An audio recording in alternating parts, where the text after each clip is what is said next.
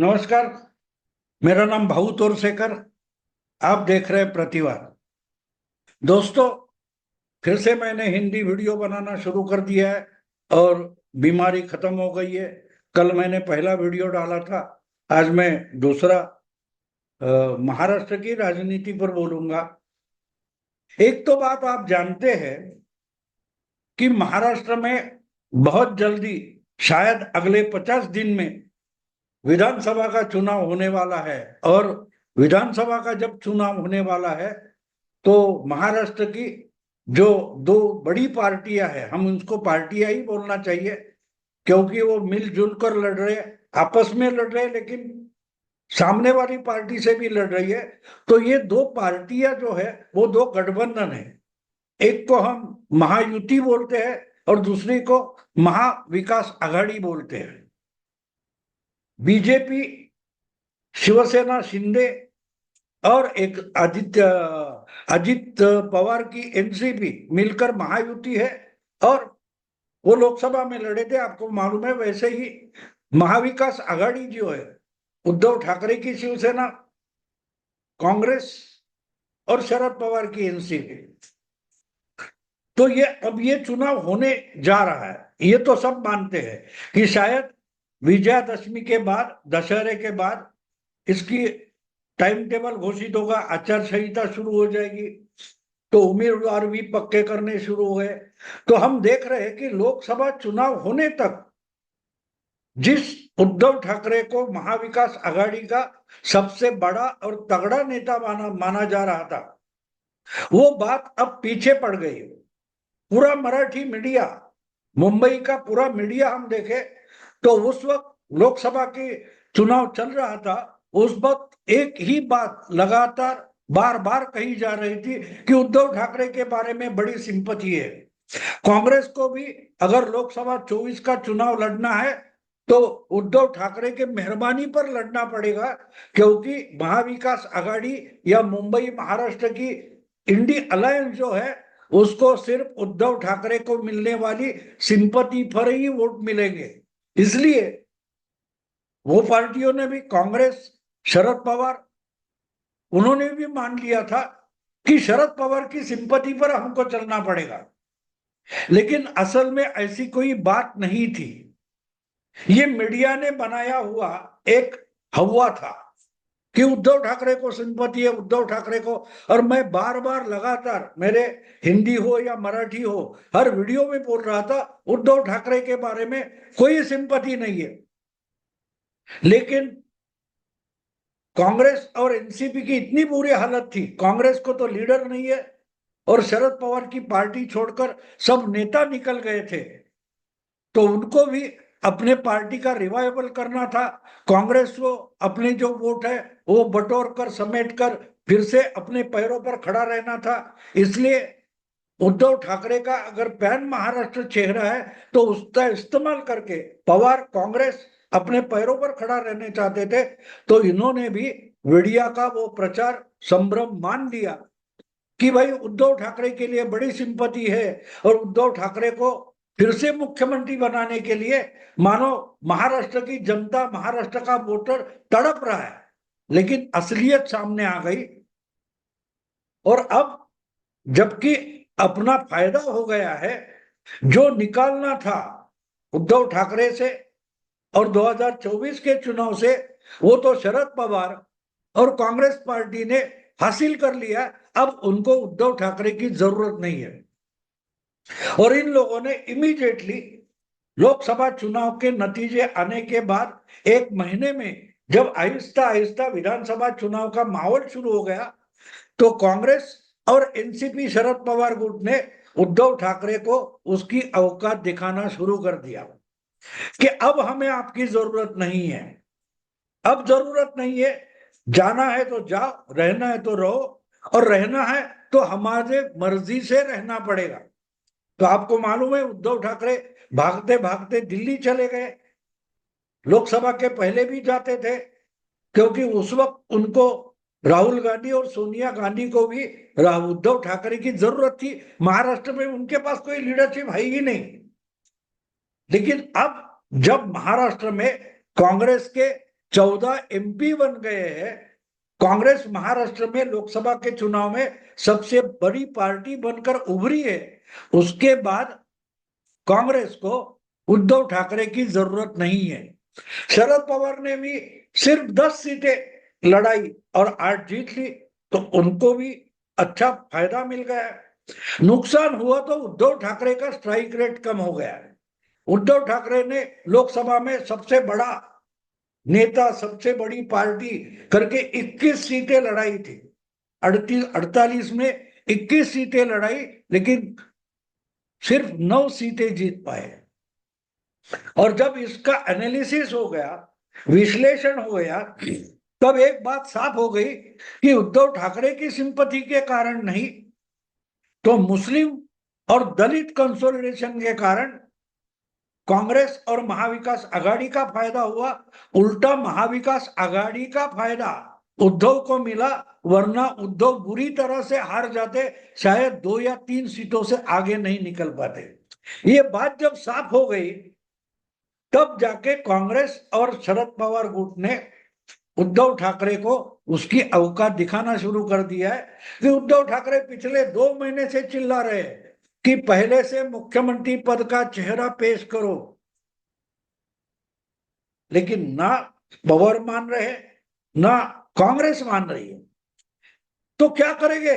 अब तो कल परसों उद्धव ठाकरे के एक बड़े नेता है जो विधान परिषद में शिवसेना गुट के नेता है, अपोजिशन लीडर है, अंबादास दानवे, उन्होंने तो इतनी लाचारी कर दी कि भैया एक दिन के लिए तो हमारे नेता उद्धव ठाकरे को कम से कम एक दिन के लिए मुख्यमंत्री बनाओ, वगैरह वगैरह। ये सब मैं इसलिए बोल रहा हूं कि उद्धव ठाकरे को अपनी पार्टी का रिवाइवल भी नहीं चाहिए, उनको सीटें भी ज्यादा नहीं चाहिए, उनको अपनी पार्टी फिर से जुटानी भी नहीं है, उनको सिर्फ मुख्यमंत्री बनना है। और सिर्फ मुख्यमंत्री ही बनना है तो उसके लिए पार्टी की जरूरत है नहीं। 4.5 साल पहले जब उद्धव ठाकरे मुख्यमंत्री बने थे, 5 साल पहले, तब उन्होंने एक बात पब्लिकली बोली थी कि शरद पवार से हमने एक सीख ली है।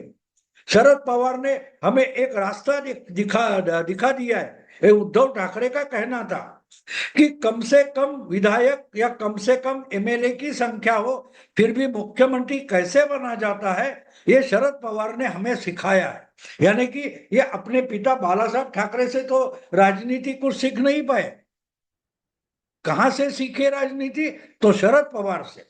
और शरद पवार ने इन्हें क्या सिखाया कि कम से कम एमएलए हो, फिर भी आप मुख्यमंत्री हो सकते हो। और इसलिए ये आज भी इतने ललचाए हुए हैं मुख्यमंत्री बनने के लिए, वो किसी भी रास्ते, किसी भी तरीके से मुख्यमंत्री बनना चाहते हैं। और मुख्यमंत्री बनने के लिए अगर पार्टी का सत्यानाश भी हो तो उनको चलेगा। ये तो उन्होंने सिद्ध कर दिया कि इनके मुख्यमंत्री पद की लालच में शिवसेना पार्टी का सत्यानाश हो गया। और जब मुख्यमंत्री थे तब महाराष्ट्र में 2 उपचुनाव हुए थे, देगलूर बिलोली और कोल्हापुर नॉर्थ। दोनों जगह 19 के चुनाव में शिवसेना का उम्मीदवार था, 2 नंबर पर था, हार गया था, और कांग्रेस के उम्मीदवार से हार गया था। और उन्हीं 2 कांग्रेस के एमएलए की मौत हो गई कोरोना के कारण, इसलिए उपचुनाव हो रहे थे। तो महाविकास आघाड़ी ने उद्धव ठाकरे की पार्टी के, शिवसेना के उम्मीदवार को वो जगह नहीं छोड़ी। और उद्धव ठाकरे ने उस वक्त शिवसेना का सपोर्ट कांग्रेस के जो उम्मीदवार थे उनको दे दिया। और प्रचार में क्या कहा था? हमको मुख्यमंत्री पद संभालना है, हमको मुख्यमंत्री पद रखना है। पार्टी नहीं रही, पार्टी का उम्मीदवार नहीं रहा, कॉन्स्टिट्यूंसी चुनाव क्षेत्र चला गया 72, लेकिन मुख्यमंत्री पद संभालना है, मुख्यमंत्री पद रखना चाहिए। और इसलिए जो कोई एमएलए है जिसका चुनाव क्षेत्र है, जो 2 बार 3 बार एमएलए बना होगा, लेकिन आज उद्धव ठाकरे का मुख्यमंत्री पद संभालने के लिए उसको शहीद होना पड़ेगा, बलि जाना पड़ेगा। तो वही मानसिकता उद्धव ठाकरे की आज भी है। उनको अपने साथी जो है, एमएलए है, विधायक है, उनकी परवाह नहीं है, उनके चुनकर आने की परवाह नहीं है, ना कि उनकी सीटें विधानसभा चुनाव में शिवसेना को, उबाठा को लड़ने को मिले। ये भी उद्धव ठाकरे की इच्छा नहीं है। उद्धव ठाकरे की इच्छा साफ है, उनको मुख्यमंत्री बनना है। और मुख्यमंत्री बनने के लिए वो अपनी पिता की पार्टी भी शहीद कर बैठे हैं, लेकिन अभी भी उस मानसिकता से वो बाहर निकलने को राजी नहीं है। तो बात साफ है, उद्धव ठाकरे को किसी भी तरीके से मुख्यमंत्री बनना है। और इसलिए वो बोल रहे हैं कि जिसके एमएलए ज्यादा रहेंगे उसका मुख्यमंत्री होगा। ये बात हमको मंजूर नहीं है। उसमें साफ होता है कि उनको गारंटी है कि महाविकास आघाड़ी में उनकी पार्टी सबसे ज्यादा एमएलए चुनकर नहीं ला सकती, उसकी उद्धव ठाकरे को गारंटी है। इसलिए वो बोल रहे हैं कि मुख्यमंत्री हमारी ही पार्टी को चाहिए, यानी मुझे ही चाहिए। और इसलिए पार्टी का जो कुछ नुकसान हो सकता है वो करो, कोई बात नहीं, लेकिन मुख्यमंत्री मुझे बनाओ। और आज से ही महाविकास आघाड़ी का मुख्यमंत्री करके उद्धव ठाकरे का, यानी मेरा नाम डिक्लेयर कर दो। अगर नहीं हो रहा है तो बाद में वो बोले, क्योंकि शरद पवार तो साफ बोले, कांग्रेस ने भी साफ बोला कि भाई जब तक चुनाव खत्म नहीं होता, जब तक नतीजे सामने नहीं आते, तब तक कोई भी मुख्यमंत्री पद का चेहरा या नाम घोषित नहीं किया जाएगा। अब किसी भी तरीके से अगर उद्धव ठाकरे मुख्यमंत्री बनना चाहते हैं तो उनके लिए कौन सा रास्ता बचता है, ये सोचो। कांग्रेस ने आज तक, कांग्रेस की हम पिछले 50-60 साल की हिस्ट्री देखते तो एक बात है कि कांग्रेस की सपोर्ट से कोई भी दूसरी छोटी पार्टी का मुख्यमंत्री अपने पद पर 5 साल सरकार नहीं चला पाया। किसी ना किसी तरीके से कांग्रेस ने ही उसकी सरकार गिराई है। और मध्यावधि चुनाव भी बहुत सारे विधानसभा में हुए, फिर वो कुमार स्वामी हो गए या शंकर सिंह वाघेला हो गए या तुम्हारे कौन वो सिद्धरामैया हो या बहुत सारे कुमार स्वामी है। तो कहने का मतलब यह है कि उद्धव ठाकरे को अगर लगता है कि कांग्रेस की सपोर्ट से मुख्यमंत्री बनना है तो कांग्रेस उनको मुख्यमंत्री बनाएगी, लेकिन चलने नहीं देगी। ये तो खुद अनुभव ले चुका है। 2.5 साल में उनकी ही पार्टी टूट गई और सरकार गिर गई। अब इसी भी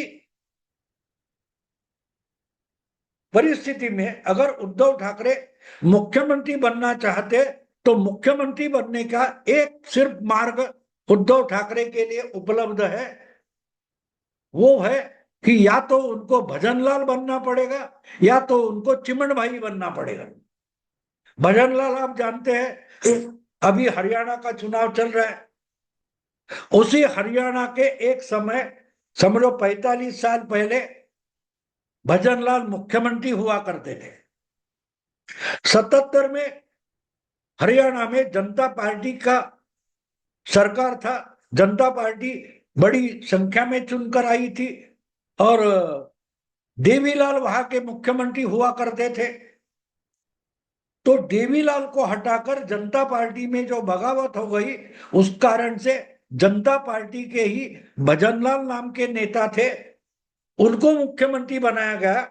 और अगले 2-3 साल में जब जनता पार्टी की मोरारजी सरकार गिर गई, फिर बनी हुई चौधरी चरण सिंह की सरकार गिर गई और मध्यावधि चुनाव होकर 1980 में जब फिर से इंदिरा गांधी बड़ी भारी बहुमत से लोकसभा जीत गई और प्रधानमंत्री बनी, तब उन्होंने एक साथ 8 राज्यों के मुख्यमंत्री बर्खास्त किए थे, विधानसभाएं बर्खास्त की थी, उनकी सरकारें बर्खास्त की थी। उसी वक्त शरद पवार की भी महाराष्ट्र में एक ज्वाइंट सरकार थी जिसको पुलोद गवर्नमेंट बोला जाता था, वो भी सरकार और विधानसभा इंदिरा जी ने बर्खास्त की थी। जो जो जनता पार्टी की राज में विधानसभा जनता पार्टी ने जीती थी, जनता पार्टी की सरकारें थी, मुख्यमंत्री थे, वो सब सरकारें इंदिरा जी ने बर्खास्त की थी। अपवाद, एक्सेप्शन सिर्फ एक था, वो था हरियाणा का। हरियाणा में जनता पार्टी के भजनलाल मुख्यमंत्री हुआ करते थे। उन्होंने अपनी सरकार बचाने के लिए, यानी कि खुद का मुख्यमंत्री पद बचाने के लिए, पूरी की पूरी पार्टी, पूरा का पूरा मंत्रिमंडल, सरकार लेकर वो कांग्रेस में विलीन हो गए थे। बात सीधी साधी है, जनता पार्टी डूब गई, जनता पार्टी कांग्रेस में हरियाणा की विलीन हो गई, लेकिन भजनलाल मुख्यमंत्री बने रहे। और उसके बाद के चुनाव में भी दोबारा भजनलाल कांग्रेस के ही मुख्यमंत्री बने रहे, लेकिन वो जनता पार्टी के मुख्यमंत्री नहीं थे। मुख्यमंत्री बने जनता पार्टी के, लेकिन अपनी पार्टी लेकर वो कांग्रेस की और इंदिरा जी के शरण में चले गए और अपनी पार्टी कांग्रेस में मर्ज करके मुख्यमंत्री बने रहे। तो उद्धव ठाकरे के पास आज भी वो रास्ता खुला है। अगर मुख्यमंत्री बनना है तो कांग्रेस के साथ चले जाओ।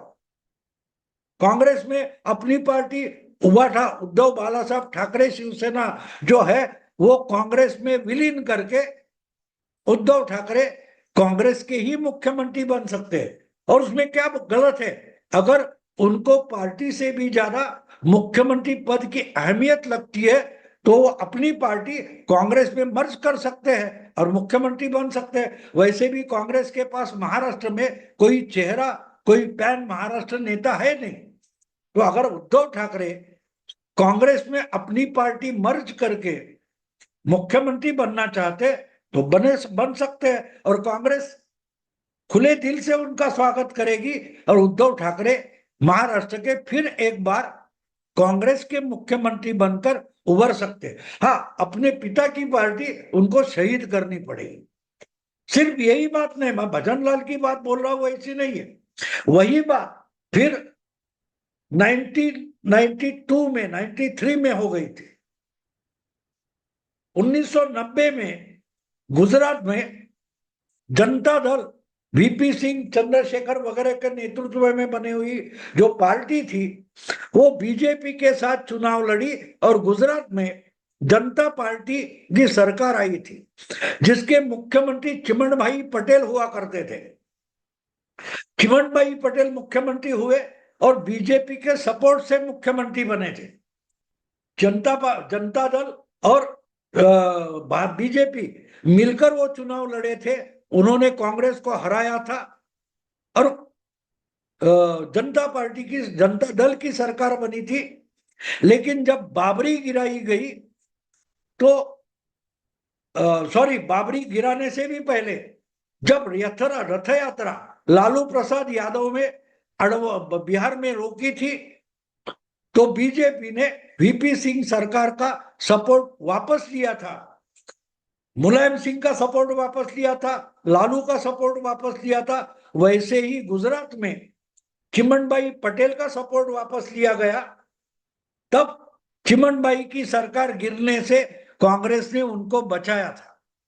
बीजेपी के सपोर्ट जाने के कारण अल्पमत में आई चिमनभाई की सरकार कांग्रेस ने सपोर्ट देकर बचाई थी और अल्पमत की सरकार कुछ देर तक चिमनभाई पटेल ने चलाई। लेकिन कुछ महीनों में ही चिमनभाई पटेल अपना जनता पार्टी का पूरा मंत्रिमंडल और पूरी जनता दल का मंत्रिमंडल और जनता दल पार्टी जो थी गुजरात की, वो पूरी पार्टी लेकर चिमनभाई पटेल कांग्रेस में मर्ज हो गए और कांग्रेस के ही नेता बन गए। तो जो भजनलाल ने 1980 में हरियाणा में किया था, वही नरसिंह राव के समय में चिमनभाई पटेल ने गुजरात में किया और जनता दल पार्टी का विलीनीकरण हो गया कांग्रेस में, लेकिन चिमनभाई पटेल मुख्यमंत्री बने रहे। कहने का मतलब ये कि अगर उद्धव ठाकरे इतने ही मुख्यमंत्री होने के लिए ललचाए हुए हैं तो उनके सारे रास्ते बंद नहीं हुए। शरद पवार हो या पटोले हो, उन्होंने उनके रास्ते भले बंद कर दिए, लेकिन सोनिया गांधी, राहुल गांधी और कांग्रेस दिल्ली की नेता, दिल्ली के जो कांग्रेस हाईकमांड है, उसने उद्धव ठाकरे के लिए एक रास्ता खुला रखा है। भैया, तुम्हें महाराष्ट्र का मुख्यमंत्री बनना है तो तुम्हारे लिए एक रास्ता खुला है। तुम अपनी पार्टी लेकर महाराष्ट्र में कांग्रेस के ही नेता बन जाओ, कांग्रेस के साथ विलीनीकरण करो, उबाठा शिवसेना और कांग्रेस में भेद नहीं रहेगा। तो उद्धव ठाकरे महाराष्ट्र में महाविकास आघाड़ी बनने के बाद और मेजोरिटी मिलेगी तो कांग्रेस की तरफ से ही मुख्यमंत्री पद का चेहरा बन सकते हैं। तो उद्धव ठाकरे के सारे रास्ते बंद नहीं हुए, वो मुख्यमंत्री बन सकते हैं। हाँ, लेकिन उनको तय करना होगा वो 80 के भजनलाल बनना चाहते या 93 के 92 के 90 के, सॉरी 90 के चिमन भाई पटेल बनना चाहते। ये उद्धव ठाकरे को तय करना है। दोस्तों, अभी यही रुकता हूं। अगर ये वीडियो पसंद है तो लाइक कीजिए, शेयर कीजिए और प्रतिवाद को सब्सक्राइब कीजिए। नमस्कार।